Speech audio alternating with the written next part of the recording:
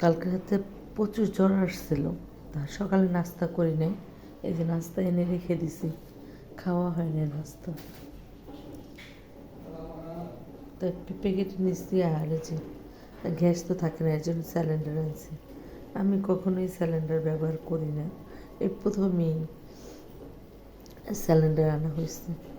তাই মানে সাথে সাথে ভয়েস দিয়ে ভিডিও করতেছি। ভয়েস শুনেই বুঝতে পারতেছেন যে আমার গলার অবস্থা কী বা আমার অবস্থা কী। এর জন্য অনেক দিন ধরে ভিডিও দিতে পারি না, চ্যানেলটা ওইভাবে পড়ে রয়েছে, কী দেবো বুঝতেও পারতেছি না। দুপুর ডিম খাবো আর পেঁপে যে কেটে নিছি।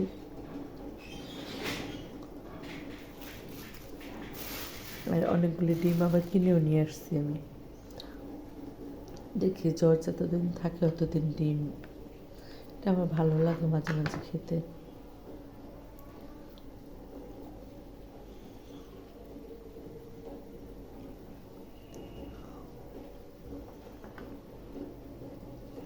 এখন প্রায় 12টার বেশি বাজছে,